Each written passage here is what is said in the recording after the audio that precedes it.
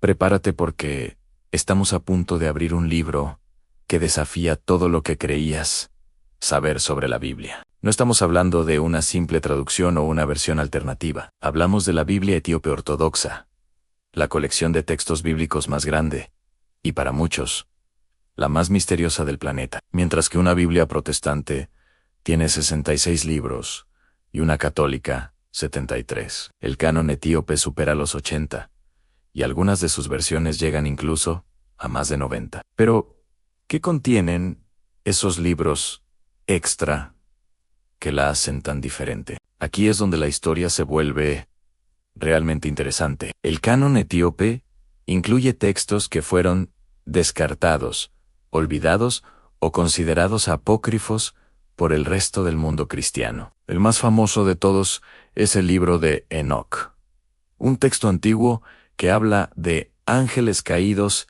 gigantes y secretos celestiales. También encontramos el libro de los Jubileos, a veces llamado el Pequeño Génesis, que narra la historia del mundo desde la creación hasta Moisés, pero con detalles y leyes que no aparecen en la Biblia tradicional. ¿Y hay más?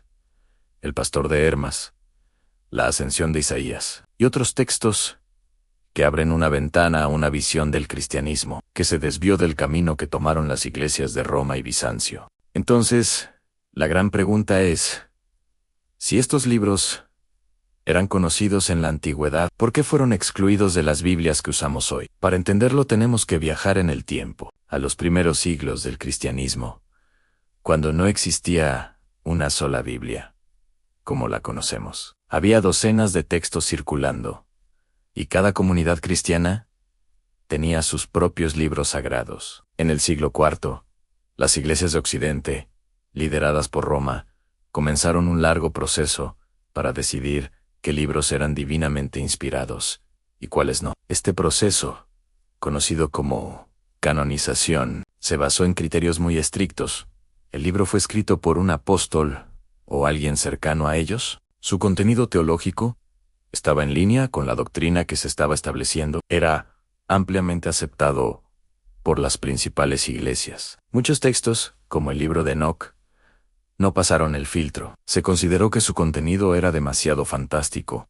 Sus ideas sobre los ángeles y el origen del mal eran diferentes a la doctrina emergente, y se dudaba de su autoría. Así, mientras en Europa estos libros eran etiquetados como apócrifos y gradualmente olvidados, en Etiopía la historia era completamente diferente. El reino de Aksum, en lo que hoy es Etiopía, adoptó el cristianismo en el siglo IV, convirtiéndose en una de las naciones cristianas más antiguas del mundo. Por su ubicación geográfica, rodeada de reinos no cristianos y separada de Europa por desiertos y mares, la iglesia etíope se desarrolló de una manera única y aislada. Conservaron las tradiciones y los textos que habían recibido en los primeros tiempos, sin ser influenciados por los debates teológicos que se estaban dando en Roma o Constantinopla. Para ellos,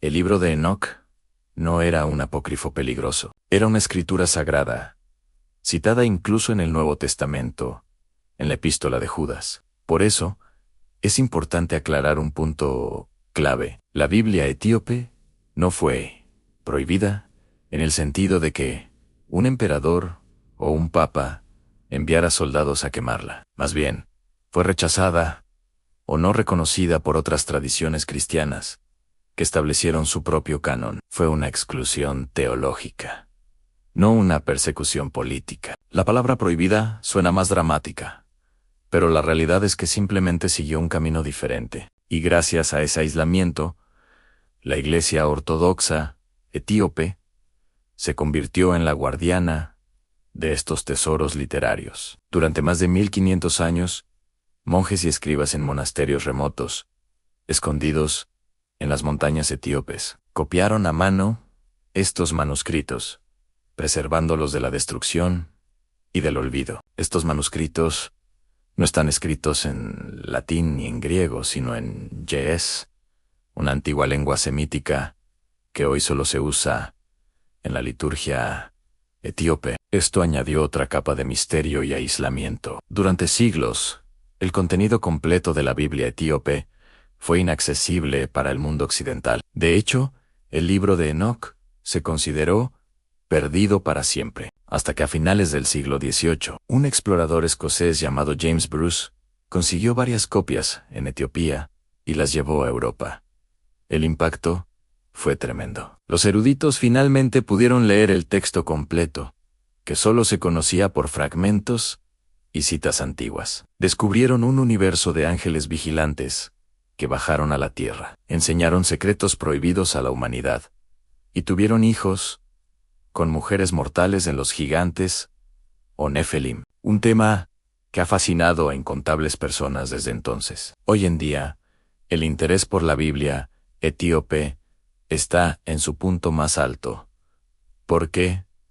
Porque no es solo una curiosidad histórica, es una fuente primaria que nos muestra cómo pensaban los primeros cristianos. Nos revela que el cristianismo primitivo era mucho más diverso y complejo de lo que imaginamos. Los temas del libro de Enoc, por ejemplo, resuenan en la cultura popular, en teorías sobre ángeles, alienígenas ancestrales y la historia oculta de la humanidad. Libros como los Jubileos nos ofrecen una perspectiva legal y cronológica que redefine las historias del Génesis. Pensemos en esto: algunos de los textos del canon etíope no fueron traducidos a idiomas modernos hasta hace unas pocas décadas. Estamos, literalmente, en la primera o segunda generación de personas, en casi 2000 años, que pueden acceder fácilmente a estas historias fuera de Etiopía. Estamos redescubriendo una rama perdida del pensamiento cristiano que sobrevivió contra todo pronóstico. La Biblia etíope no es un libro prohibido en el sentido literal, pero sí es un libro que desafía las fronteras de lo que consideramos la Biblia. Nos obliga a preguntarnos: ¿quién decide qué es sagrado y qué no? ¿Cuántas otras historias y perspectivas se perdieron en el camino de la historia? Lejos de ser una amenaza, la Biblia etíope es un regalo, es un testimonio de la fe y la perseverancia de una de las comunidades cristianas más antiguas del mundo, y una ventana invaluable a un pasado espiritual que apenas comenzamos a comprender. Su existencia nos recuerda que la historia nunca es tan simple como nos la cuentan, y que los tesoros más grandes a menudo se encuentran en los lugares más inesperados. Si te gusta este tipo de contenido histórico y los misterios del pasado, no olvides dejar tu like, suscribirte al canal y activar la campanita para no perderte nuestros próximos videos. Gracias por acompañarme en este increíble viaje. Nos vemos en la próxima exploración y gracias por tu atención.